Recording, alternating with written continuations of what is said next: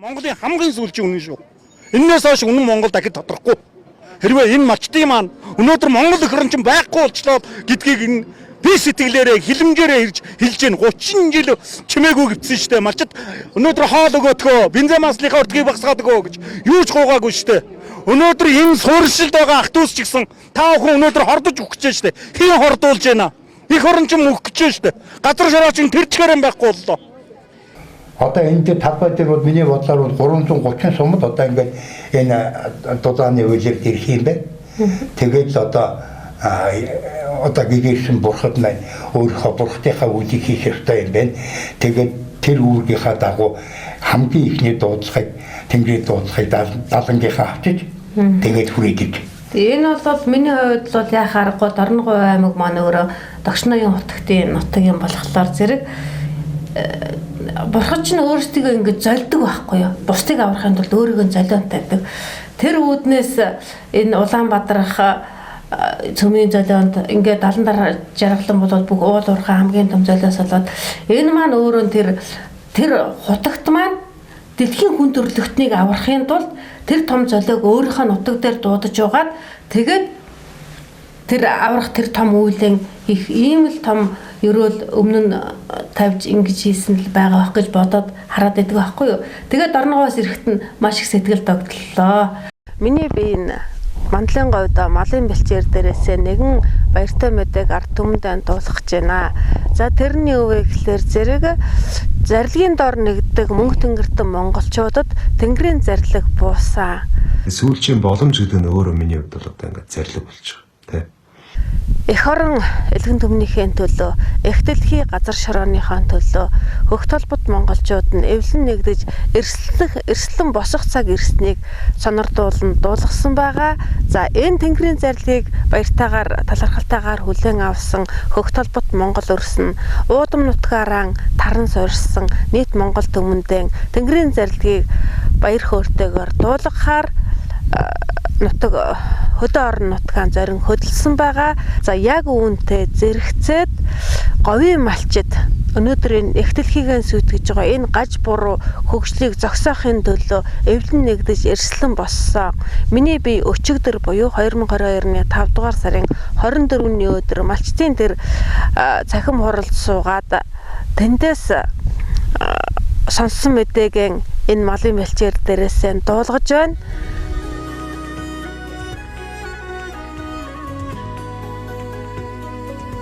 Бид 29-нд маш олон хүчтэйгээр л энэ бөөнж явуулах ёстой.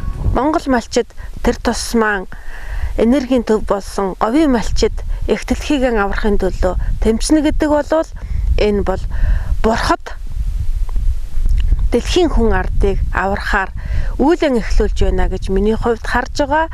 Ингээд тэнгэрийн зарлагч буулаа, бурхтын чуулганч Чингисийн талбай дээрээс чуулган хуралдаж зон олноо аврахын төлөө зориглон тэмцэх үйлэн өчигдөр хэлэлцсэн тэр баярт мэдээг та бүхэндээ хүргэж байна. Тэгтэл яг ирлээ бүр илүү сэтгэлөдлөд ингээ явж исэн болохоор тэгээ сэтгүүлчид ийм ингэж ухтаж байгаа энэ юм дээр бол яхахгүй юм сайхан эхэлж байна гэж хүлээж аваад өчигдрийн хувьд бол үндэсний цэцэрлэг төрөлн дээр том арга хэмжээнд бас малчд маань олуулаа ирлээ. Тэндээс догтлол эхэлсэн бол өнөөдөр 9 цагаас сэдвлээ талбай руу хөдөлнө гэсэн яг 9 ноцорлогоо төрөд очсон. За тэгээд тэндээ цуглаад талбай руугаа алхаж байгаа тэр том жагсаалаас надад сэтгэлийг маш их хөдөлгөж байлаа. Дээрээс нь тэгээд бид нар явж байгаад яг талбай руугаа ортол 99 сэтгүүлчид зураглаачаад ингээд яг талбайд бид нар ч уулна 9 цагаас хөдлөөд 10 цаг точно хийжсэн усууч 10 өнгөрөөж хөдлөөд 11 өнгөрөөж очсон. Тэгтэл зэрэг яг тэр хүмүүс ингээд хүлээгээд байж исэн байгаа байхгүй юу? Яг хаана явж байна? Асууад байсан. Бас хөдөөний улсууд нөгөө энэ хотын төгжрөл мөгжрлийн янз бүрийн асуудлыг тооцоолохгүйгээр бас нэг цагаас жоохон хоцорч ирж байгаа шиг байна манайхан. Ер нь 10 цагаас. Та уг нэрээ бүтээлээд өгсөн үү? За би Дорногов аймгийн 70 жаргалан сум Эрдэнэ цогтын чулуун зүрх гэдэг юм байна. Хичнээн малчид бас зорж ирээд байгаа бай. За 70 жаргалангийн хэмжээнд бол 100-аад малч орж байна. Одоогийн байдлаар. За тэгээд Өмнөв аймгаас, Баян хонгороос, Говь Сүмбэр аймгаас, Дундгов аймгаас гээд ирсэн байна. Малчид маань яаж ирж байгаа вөхөр одоо чинь мал төлөлөөд бог мал нь төлөж гүйцээд яг боожлт үе бод мал буюу гүү үнэг гүү үнэнүүд нь одоо төлөвлөж энэ төлөвийнхөө нэг анхаарлыг хандуулдаг цаг үе учраас айл сахалтаараа мал ахуйгаа нэг өсөндөө одоо 3-5 өрхийн дундаас нэг өрхөөр гэдгээд 70-60 соос 100 өрх ирсэн байгаа.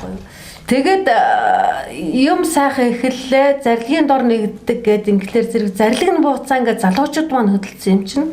За тэгээд хувьсгалыг залуучууд хийдэг гэдэг шүү дээ. Угаасаа залуучууд хийдэг. Эцэст нь хувьсгал хийдэг эцэст нь. Тэгвэл тэр соён гэгэрлийн хувьсгалыг хүсээд байгаа залуучуудад соён гэгэрлийн хувьсгалыг эхлүүлээд дагуулад явах манлал нь бол сая нэг хөдөллөө.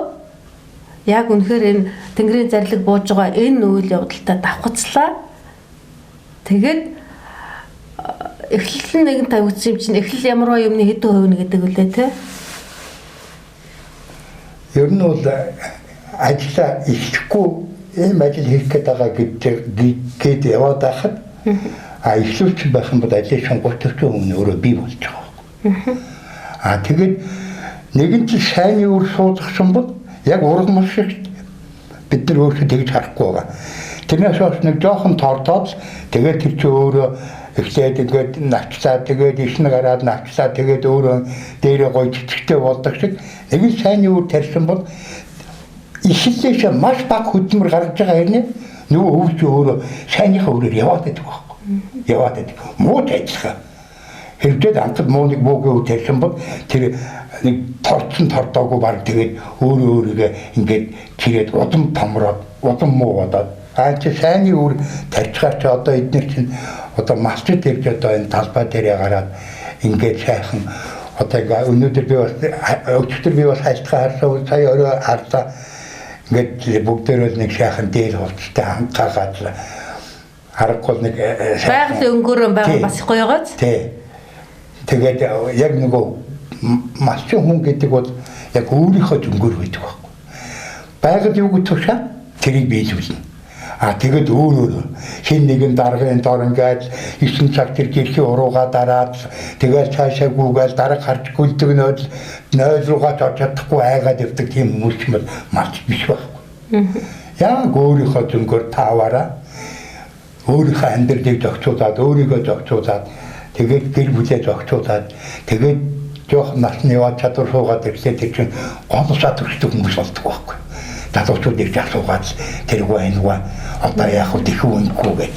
Ингээд малчч өөртөө сумынхан тэр настайчуулчин багш нь болоод тэгэл залуучууд тэднийхээ аясаар ингээд амьдраад явдаг Монгол ахуйг одоогоор тийж юм юм бол малчд байхгүй. Тэгээ одоо тэр жинхэнэ зөв сургалт боловсрал гэсэн үг шүү дээ. Эхлэл нь тавигдах ёстой шүү дээ. Одоо буруу боловсрал нөгөө нэг жоохон үр хязээс болгосон тэр нь өөрөө ингээд зөнгөөр явж байгаад тэр буруу боловсролын чинь л өөрөөсөө өнөөдөр байгаль дэлхий байхгүй болчиход их дэлхий рүүгээ зэвсэгдээд талдж байна гэдэг чинь тийм ээ. Тэгэхээр сая тэр үнэхээр малчтын байгалийн өнгө гэж нэг гоё юм байдгийн байна гэдэг зүйл дээрээс надад юу анзаарсан мэхлээр бурхны ном дээр ингэдэг байхгүй юу? Сийж гэдэг нөгөө сивждэг юм уу? Сүрж авахлан гэдэг байхгүй юу? Тэгэхээр чин тэр чин нөгөө нэг буян цаад энергийн давхар харагддаг л гэсэн үг гэж би ойлгодог байхгүй юу? Тэгээд энэ малчид чин ингээд 100-аад малчид ингээд явж байхад цаанаасаа нэг тийм сүрлэг байгаад байсан байхгүй юу? Хүмүүс ч гэсэн гайхаад тэр гадаадын хүн ингээд гайхаад зураг аваад тэгээд надаас чин л энэ юу хүмүүс ямар учиртай ингээд асуугаад орсоор нэг асууж үзээд англиар нэг асууж үзээд ингээд байсан байхгүй юу? Тэгэхээр зэрэг тэр талбайраа орж байгаа ш надад нэг л тийм юусын нэг тийм сүрлэг санагдаад байсан. Танд бас ороо харахад бас нэг тийм харагдсан уу? Ер нь бол яг зүгээр өөрөө Монгол хүн болохоор яг одоо орчуугаасаа ирсэн тэр хүмүүс байгалийнхаа энергитэй ирж шít. Тэ. Үүндээ харахад бол царайг нь бол хар гэнэ хүмүүс. Гэтэл тэр чинь өөрөө аяндаа тэр байгалийнхаа хүчтэй энерги гэрэлтэй харагдаад байгаа юм шиг байдаг. Цаанаасаа нөгөө бурхан чинь сүрээр дагуулдаг байхгүй юу? Тэр шиг тэр сүрээр дагуулад яваа юм шиг санагдаад байсан. Сайхан харагдчихлаа. Үнэхээр одоо Монгол хүн бол бас би ч бас нэг 5-10 минут амаа ангаагаад гайхаад хараад сууж илээ тэр хүмүүсэж.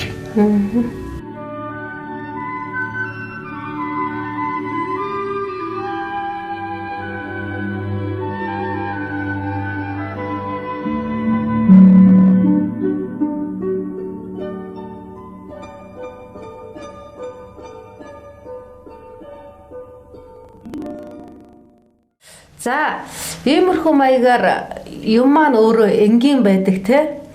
Тэр энгийн юм маань агуу байдаг. Тэр агуу юм маань л одоо эхлэхэндээ те.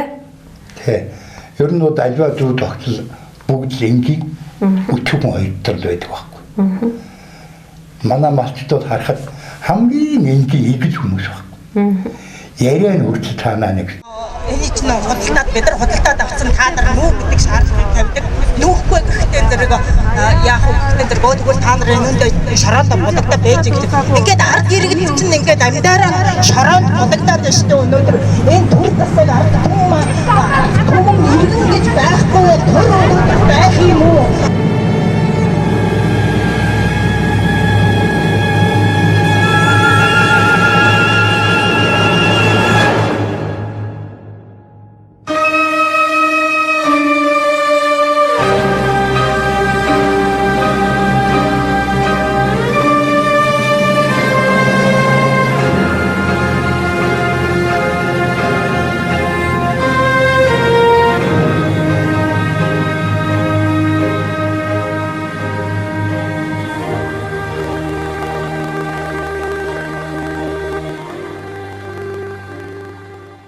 Одоо нэг буруу үр суулгасны гайл яваад байна тий. Буруу үр ч өөрөө ингээд хүчээ аваад ингээд яваа. Тэгээ дийлдэшгүй болд юм байна шүү дээ тий. Одоо бол үнэхээр дийлдэшгүй хэмжээнд хүрчихэд тэгээд миний хувьд бол гол олзуурхаад байгаа нь одоо монголчууд нь өөрсдөө тий асуудал юмыг дандаа зөөлрүүлж хардаг, зөөлнөр боддог. Тэгээд дэндүү уужуу тавиу ханддаг тий. Тэр утгаараа жинхэнэ соён гэрлийн хувьсгалыг хийж чаддаг. Тэгвэл тэр соён гэрлийг хүлээгээд л энэ ихт ороод л оо төвчээрэн тасарт л хүлээгээд ирлээ. Үнэхээр тэгтэл тэр уужуу тавиу монголчууд маань нөх цөлөх малчид маань аргагүй имийг эцэстэн тулгаа, тартагтан тулгаа сайн нэг юм бослоо, өндөлөө те. Тэгээд энэ маань өөрөө үнэхээр Тэнгэрийн зарлагтай яг хамт зэрэгцэж гарч ирж байна. Тэгээ энэ үнэхээр бид нар инэрл хайрыг дүгэй гэдэг энэ юм бурхан багшийн тэгш үзлийн онол те бүгдийг тэгш нэрч үздэг. Энэ онлоо бид нар ингээд сэргээгээ зөвөр нэг юм бол үнэхээр болох зүйл байхгүй юу? Яагаад гэвэл малчдын өнөөдрийн барьж байгаа жигсаал бол малчид бид үндэсний золиос биш ээ. Нэгний ирэхээр нөгөөгийн эрхийг солихоо бүү солио тэгээд гэх мэтлэнгийн тэгээд миний хувьд бол үнэхээр 10 цагаан буян гэж байгаа бол тийм үү энэ хэн нэгнийг золиод би сайхан амьдрна гэдэг энэ шаардлагаар байгуулагдсан төр шүү дээ тий тэр шаардлагыг тавьж байгаа энэ үжил онол маань ийм учраас буруу юм а гэдэг зүйлийг л би гол нь тайлбарлах гэдэг. Миний ерөөсөө л хийх гэдэг байгаа зүйл. Миний ерөөсөө асуудлыг яаж дэвшүүлээд байгаа вэ? Түүн дээр би өөрөө яаж ажиллаад байгаа вэ гэхлээр зэрэг шашныхан маань та нар буян нүглэл номлох ёстой шүү дээ гэдэг зүйлийг. Энэ чинь өөрөө төрөөнд дэдэл нь шашнаа хүндэтгэн гэдэг энэ зүйлдээ чинь үнэхээр л төрөөнд дэдэлж байгаа бол та бүхэн буян нүглэл номлох ёстой. Харин энэ зас юу газрыг битгий ухаа энэ уул урхагаан зогсоо гэдэг үгийг та нарыг хэлээд энэ юунд зааж өгөх гэдэг юм биш. Буян нүглөө ард түмэд номлочихлоор зэрэг ард түмэн чинь ийм төр байгуулах ёсгүй юм байна шүү дээ. Энэ үр хязгаар ороод ирв. Ингэчлээ одоо бид нар зөв өрөөнд тарихлаар энэ чинь эргээ цэцгэлнэ саяын тэр яриагаар ингээд болно гэж үзээд энэ талаас нь би асуудал хандах гэдэг. Тэгээд энэ талын яриаг нэгэнтээ ламнар маань нэгэнтээ буйныг холжуулган болгоё гэж байгаа бол тий энэ малчид чинь хамгийн сүүлд нь үнэхээр энэ газар дэлхий дээр одоо амьдрах аргагүй боллоо цаана одоо юм үлдээд дахиад хэдэн жил хувааж идэх үү тий ингээд яаж яхад ийм энгийн хэнийг харах нүдэнд сүрэл ойртоод ирсэн байгаад авралаан заах ёстой хүмүүс те ямар ч хүмүүс их нутгийн хамгааллын аварья гэд ирж байхад те энүүнийг за энэ манлайлаад явах те тэр үргэл гүйцэтгэжээсэй гэж хэлдэг.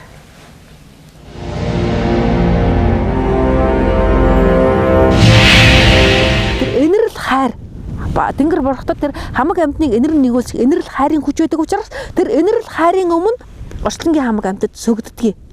Тэгвэл тэр энэрл хайр чинь хаанаас гарч ирдэг юм бэ гэхээр чинь зэрэг энэ амьтаа бүхнээс чинь гарч ирдэг. Энэ ялах төлөөс чинь энэ эхээсээ унж байгаа төлөө хайрлж байгаа тэр их мал За тэгвэл тэр эхийгэн өөх гээд зөнгөж амлах гээд тентэр тунтар тогтож ядаж байгаа тэр төлөйч нь харж байгаа малчид чинь тэндээс маш их хайрын ундраг олж авдаг. Тэр их хайрын ундрагаас чинь маш их хайрын хүч олж авдаг. Тэр хүч чинь орчлон өмнөөс сөгдүүлдэг. Тийм учраас нүүдэлчин монголчууд буюу малчин монголчууд үеийн үед ертөнцийг өмнөөс сөгдүүлж ирсэн. Тэгэхээр зэрэг өнөөдөр эцсийн цаг дээр тэр залуусын тавьж байгаа тэр хүсэл шаардлагыг хэн ханган биелүүлэх нь вэ? Энэ улсын эзэд буюу тэр бүх хайрын ундраг дотор аж төрж байдаг. Тэр бүх хайр энерлийн хүчийг өөртөө оршоосон тэр малчид чинь өнөөдөр тэнд байхгүй юм шиг, эзэнгүй юм шиг, тэр зөвхөн тэднийг л дээрэмдэж болох юм шиг хүн бүхэн ард төр түмнэрээ тэр малчтыг л дээрэмдэх ёстой гэж давшилж байсан бол тэр малчид чинь өөрсдийнхөө төлөө босхотойгоо зэрэг яах вэ? Энэ ард түмний чинь бүхэлд нь тэр хүсэж байгаа аз жаргал сайн сайханд нь хүргэж өгдөг. Тэгэхээр зэрэг бүх юм ойлгомжтой болов. Энэрл хайрын хүч. За тэгвэл тэр энэрл хайрын хүчийг бид нар зааж байгаа юм аа. Бурхны номыг бид нар та бүхэнд таниулж байгаа юм аа. Энэ утгаараа ингээд бид нар төрөн шашнаа хүндэтгэх ёстой юм аа. Шашин төрөө дээдлэх ёстой юм аа гэд ингээд одоо оюутлагыг цахилгаан станц барьж одоо Монголоос хангах гэж байгаа гээд маш олон төрлийн сайн сайхан ажлуудыг хийж байгаа. Засаг төрийнхөө ажлыг бас ойлгож ухаарч мэдрэх хэрэгтэй юм гэж би ингэж боддог. Тэд нар маань энэ амьд байглаасаа тасарчихсан. Мөн л ялгаагүй тэр өхмөл орчинд очоод тэгээд өнгө мөнгөний төлөө уралдчихсан. Энэ хүмүүс чинь яадаг вэ гэхээр зэрэг бүх юмыг яг эсрэгээр номлодог байдаг. Тэгэхээр зэрэг энэ дээр би одоо юу хэлэх гэж байна вэ гэхээр зэрэг за лам нар минь ээ, ховргийн чуулган минь ээ, та бүхэн дотор номоо мэддэг, эх орноон энэрч харилдаг, ард түмнээ асарж энэрдэг тийм лам ховргууд мэдээж байгаа. Та бүхэн нь одоо үнний төлөө дуугаа хүргээ. Та нар өнөөдөр дуугарахгүй л бол өнөөдөр энэ байдал чинь уламд ордно. Нүгэл буйныг үнэн мөнөөр нь хэлээгүй цагт нүгэл улам л аривтаад байна. Тэр хэрээр амтны зовлон улам л ихсэн, амтны зовлон ихсхээрээр амар амгалан түргэнэ гэд итгэлийг нь аваад ингээд өргөл барцыг нь авчихсан. Та нарын эрлэг чүүлэх нүгэл чинь улам зузаарна. Тэр хэрээр тамд эдлэх тарчлаан зовлон чинь улам ихсэн. Мөн энэ насандаа одоо энэ ард түмэн чинь эцсийн хилэгнэлт нь та нар дээр буун. Тэр хилэгнэлт тэгж их хязгааргүй болохоос нь өмнө аль болох өмнө та нар амжиж энэ бүх хүчийг таниулах ёстой. Тийм учраас энэ удаагийн зурлаа дэрэгдийн бурхан ховргийн чуулгандаа хүргэх үг нэртэйгээр өнөөдөр шинийн 8-нд энэ өөрийн нутгаасаа би эхлүүлж байна. Байх ёстой орон зай дээрээ ирж байгаад би байгалийнхаа хүчийг өөртөө оршоож байгаад энэ байгалийн хэлэх гээд байгаа бүхнийг амаараа дамжуул та бүхэнд хүргэе гэж өнөөдөр би өөрийнхөө амин зуулга болох таргийн таван ямаан дээрээ ирчгээд ингээд төлтөө малдан хариулж явах энэ зураг та бүхэндээ үгээ хүргэж байна. Энэ сайхан мөнгө цаас оюутлагаас нэлээд одоо 5 дахин илүү орлого авах юм байна. Тэгэж мөнгөтэй болон баяжин гэдэг ямар шашин байхгүй шүү энэ дэлхий дээр.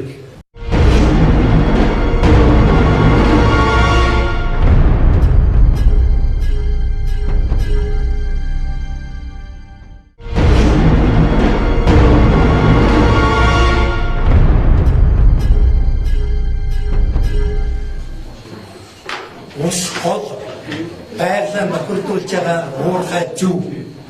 Энэ уурхай зогсоогоо чигээ явж байгаа хүмүүсийн буруу юм бол биднэрт ийм шашин ийм хамт байх хэрэггүй гэж бодож байна. Бид ямар хүнээр өдөрдүүлж байгаа. Монгол хүн байсан болов. Энэ их нь монгол хүн мөн болов. Энэ монгол ихийн алтан савдар хүмүүцэн энэ хүн болов ингэж их нутгаа авах яа гэж хизээч бодол төрмөөргүй дээ. Тэр их баргачих гээд байгаа энэ жоохон говаа. Энэ л том харамсаж байна да, том имзгэлж байна. Энэ л Монголын өнөөдрийн эмгэнэл том нүгэл шүү дээ. За баярлалаа.